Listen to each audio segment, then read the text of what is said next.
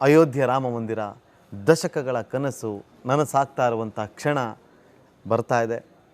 ಏನು ಹೇಳೋದಕ್ಕೆ ಬಯಸ್ತೀರಿ? ಅಯೋಧ್ಯೆ ರಾಮ ಮಂದಿರ ಅಂದ್ಕೊಂಡಿದ್ರಾ ಇದು ಆಗುತ್ತೆ? ಅಂದ್ಕೊಂಡಿರಲಿಲ್ಲ. ನಾನು ಪ್ರಾಮಾಣಿಕವಾಗಿ ಹೇಳಬೇಕು ಅಂತಂದರೆ ಬರ್ತಾ ಇದ್ದಂಥ ವಿರೋಧ ನೋಡಿದ್ರೆ ಅಂದ್ಕೊಂಡಿರಲಿಲ್ಲ. ನಾನು ಫ್ರ್ಯಾಂಕಾಗಿ ನಿಮ್ಮ ಮುಂದೆ ಹೇಳ್ತೀನಿ, ಕಾಶ್ಮೀರದ 370 ಏನು ಕಾಯ್ದೆ ಏನಿದೆ, ಅದು ಆರ್ಟಿಕಲ್ 370 ಅದು ಅಬ್ರೋಗೇಟ್ ಆಗುತ್ತೆ ನಾನು ಅಂದ್ಕೊಂಡೇ ಇರಲಿಲ್ಲ. ಅಯೋಧ್ಯೆ ಕೈಗೆ ಸಿಗುತ್ತೆ ನಾನು ಅಂದ್ಕೊಂಡೇ ಇರಲಿಲ್ಲ. ಕಾಶಿ ಕೈಗೆ ಸಿಗಲಿ ಅಂತ ನಾನು ಆಶಿಸ್ತೀನಿ, ಮಥುರೆ ಕೂಡ ಕೈಗೆ ಸಿಗಲಿ ಅಂತ ಆಶಿಸ್ತೀನಿ.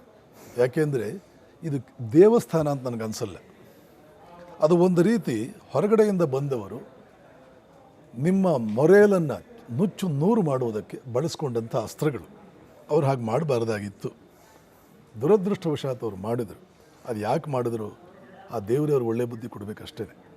ಅದು ಆ ದೇವಸ್ಥಾನ ತಾನಾಗೆ ಕುಸಿದು ಬಿದ್ದಿದ್ರೆ, ರಾಮ ದೇವಸ್ಥಾನ ತಾನಾಗೆ ಕುಸಿದು ಬಿದ್ದಿದ್ರೆ, ಕುಸಿದು ಬಿದ್ದ ಮೇಲೆ ಅಲ್ಲಿ ಹೋಗಿ ಯಾರು ಏನಾದರೂ ಕಟ್ಕೊಂಡಿದ್ದಿದ್ರೆ ನಾನು ಇಷ್ಟರ ಮಟ್ಟಿಗೆ ಪ್ಯಾಷನೇಟ್ ಆಗ್ತಿರ್ಲಿಲ್ಲ. ಚೆನ್ನಾಗಿದ್ದಂಥ ದೇವಸ್ಥಾನವನ್ನು, ಕಾಶಿ ದೇವಸ್ಥಾನವನ್ನು, ಅಯೋಧ್ಯೆ ದೇವಸ್ಥಾನವನ್ನು, ಮಥುರೆ ದೇವಸ್ಥಾನವನ್ನು ಸೈನ್ಯವನ್ನು ನುಗ್ಗಿಸಿ ನೋಡಿ ಇಂಥ ದಿನ ಇದನ್ನು ಹೊಡೆದಾಕ್ತೀವಿ ಅಂತ ಮೊದಲೇ ಘೋಷಣೆ ಮಾಡಿ ಆವತ್ತಿನ ಡಿವೌಟ್ ಹಿಂದೂಸ್ ಏನಿದ್ರು ಅವರೆಲ್ಲರಿಗೂ ಕೂಡ 2 ತಿಂಗಳಿಂದ 6 ತಿಂಗಳಿಂದ ಮನಸ್ಸಿನ ಶಾಂತಿಯನ್ನು ಕದಡಿ ಸೈನ್ಯವನ್ನು ನುಗ್ಗಿಸಿ ಅದನ್ನು ಬೀಳಿಸುವಂಥ ಒಂದು ಹಬ್ಬ, ಒಂದು ಸೆಲೆಬ್ರೇಷನ್ ಮಾಡಿಕೊಂಡು ಬೀಳಿಸಿ. ಇದರ ಉದ್ದೇಶ ಏನು? ಇಷ್ಟೇ ಇದರ ಉದ್ದೇಶ. ನಿಮ್ಮನ್ನು ನಾವು ಹೇಗೆ ಬೇಕಾದರೂ ಆಳಬಲ್ಲೆವು, ನಿಮಗೆ ಏನು ಬೇಕಾದರೂ ತೊಂದರೆ ಕೊಡಬಲ್ಲೆವು, ನೀವು ನಮಗೇನು ಮಾಡ್ತೀರಿ? ಅಷ್ಟೇ ಆಗಿದ್ದರೂ ಚೆನ್ನಾಗಿರ್ತಿತ್ತೇನೋ. ನಿಮ್ಮ ದೇವರ ಕೈನಲ್ಲಿ ಏನಾಗುತ್ತೆ? ದೇವಸ್ಥಾನ ಬಿದ್ದ ಮಾತ್ರಕ್ಕೆ ನಮ್ಮ ದೇವರ ಕೈಲಾಗದವನು ಅನ್ನುವಂಥದ್ದು ಅತ್ಯಂತ ಮೂರ್ಖತನ ಅಂತಲೇ ಹೇಳಬೇಕಾಗುತ್ತೆ. ದೇವಸ್ಥಾನ ಬಿದ್ದರೆ ಏನು, ಇನ್ನು 100 ದೇವಸ್ಥಾನ ಕಟ್ತಾರೆ. ಈಗ ಇವತ್ತೊಂದು ದೇವಸ್ಥಾನ ಬಂತು, ಇನ್ನು 100 ದೇವಸ್ಥಾನ ಕಟ್ಕೊಳ್ತಾರೆ. ದೇವಸ್ಥಾನಕ್ಕೂ ಇದಕ್ಕೆ ಸಂಬಂಧವಿಲ್ಲ. ಆದರೆ ದೇವಸ್ಥಾನವನ್ನು ನಮ್ಮ ಧೈರ್ಯ, ನಮ್ಮ ಅಸ್ಮಿತೆ, ನಮ್ಮ ಹೆಮ್ಮೆ, ನಮ್ಮ ಪ್ರೌಢಿಮೆ ಇದನ್ನೆಲ್ಲ ಮುರಿಯೋದಕ್ಕೆ, ನಿಮ್ಮಲ್ಲಿ ಒಂದು ಇನ್ಫೀರಿಯಾರಿಟಿ ಕಾಂಪ್ಲೆಕ್ಸ್ ತರಿಸೋದಕ್ಕೆ, ನಮ್ಮ ದೇವರ ಕೈನಲ್ಲಿ ಏನೂ ಆಗಲ್ಲ, ನಮ್ಮ ಧರ್ಮದ ಕೈನಲ್ಲಿ ಏನೂ ಆಗಲ್ಲ, ನಮ್ಮ ಜನಾಂಗ ಇದರ ಕೈನಲ್ಲಿ ಏನೂ ಆಗಲ್ಲ ಅನ್ನುವಂಥ ಭಾವನೆ ನಿಮ್ಮಲ್ಲಿ ಹುಟ್ಟಿಸಿ ಒಂದು ಇನ್ಫೀರಿಯಾರಿಟಿ ಕಾಂಪ್ಲೆಕ್ಸ್ ತಂದು ಅದರ ಮೇಲೆ ನಿಮ್ಮನ್ನು ದಾಸರನ್ನಾಗಿ ಮಾಡಿಕೊಳ್ಳೋದಕ್ಕೆ ದೌರ್ಜನ್ಯಪೂರ್ಣವಾದಂಥ ನಡವಳಿಕೆಗಳಿಗೆ ಆಸ್ಪದ ಕೊಟ್ಟಂಥ ಒಂದು ಜನಾಂಗ ಹಿಂದೆ ಬಂದಿತ್ತು. ಅದು ಮಾಡಿತು. ಯಾವಾಗ ನಮ್ಮ ಕೈಗೆ ಒಂದು ಶಕ್ತಿ ಬಂತು, ನಾವೇ ನಮ್ಮ ಶಕ್ತಿಗಳನ್ನು ನಾವು ಆ ರೀತಿ ಸೋಲು ಒಪ್ಪಿಕೊಂಡು ಸುಮ್ಮನೆ ಅಳ್ತಾ ಕೂತ್ಕೊಳ್ಳೋರಲ್ಲ. ಅವಕಾಶ ಸಿಕ್ಕಿದಾಗ ನಾವು ಕೂಡ ನಮ್ಮತನ ತೋರಿಸಬಲ್ಲೆವು ಅನ್ನುವಂಥ ಸಂದರ್ಭ ಬಂದಾಗ ಈಗ ದೇವಸ್ಥಾನ ಕಟ್ತಾ ಇದ್ದಾರೆ. ನಾನು ಅಂದ್ಕೊಂಡಿರಲಿಲ್ಲ, ಆಗ್ತಾ ಇದೆ.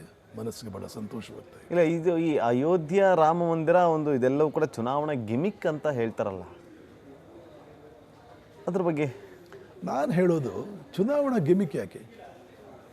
ಅಯೋಧ್ಯೆ ರಾಮ ಮಂದಿರ ಒಂದು ವೇಳೆ ಯಾವುದೋ ಒಂದು ನಿರ್ದಿಷ್ಟ ರಾಜಕೀಯ ಪಕ್ಷ ಕಟ್ಟಲಿಲ್ಲ ಅಂದರೆ ಒಂದಲ್ಲ ಒಂದು ದಿನ ಹಿಂದೂಗಳು ಕಟ್ಕೊಳ್ತಿದ್ರು. ಈಗ ಅಯೋಧ್ಯೆ ರಾಮ ಮಂದಿರ ಆಯಿತು, ನೆಕ್ಸ್ಟು ಮಥುರಾ ಕೂಡ ಆಗಲಿ ಅಂತೇಳಿ ಬಯಸ್ತಾ ಇದ್ರಿ. ಹೌದು, ಖಂಡಿತ. ಮಥುರಾ ಕೂಡ ಆಗಲಿ, ಕಾಶಿ ವಿಶ್ವನಾಥನ ದೇವಸ್ಥಾನವೂ ಆಗಲಿ. ಯಾವುದು ನೋಡಿ, ಸಾವಿರಾರು ಮಂದಿರಗಳು ಬಿದ್ದಿವೆ, ಯಾರೂ ಸಾವಿರಾರು ಮಂದಿರಗಳನ್ನು ವಾಪಸ್ ಕೊಡಿ ಅಂತ ಕೇಳ್ತಾ ಇಲ್ಲ. ಕೇಳ್ತಾ ಇರ್ತಕ್ಕಂಥದ್ದು ಕೇವಲ 3 ಮಂದಿರಗಳು. ಕಾರಣ, ನಮ್ಮಗಳ ಪ್ರಾಣ ಇದೆ ಅಲ್ಲಿ. ಗಂಗಾ ನದಿ ಈ ಭಾರತದ ಸಾಧು ಸನ್ಯಾಸಿಗಳಿಗೆ, ಗಂಗಾ ತೀರದಲ್ಲಿರ್ತಕ್ಕಂಥ ಎಲ್ಲ ಪುಣ್ಯಕ್ಷೇತ್ರಗಳು, ಗಂಗಾ ನದಿ, ಈ ದೇಶದ ಪ್ರಾಣ ಇರೋದು ಗಂಗಾ ತೀರದಲ್ಲಿ. ಈ ದೇಶದ ಪ್ರಾಣನಾಡಿ, ಜೀವನಾಡಿ, ಈ ದೇಶದ ಹೃದಯ ಇರೋದು ಗಂಗಾ ನದಿ, ಗಂಗಾ ತೀರ ಮತ್ತು ಗಂಗಾ ತೀರದಲ್ಲಿರ್ತಕ್ಕಂಥ ಪುಣ್ಯಕ್ಷೇತ್ರಗಳು.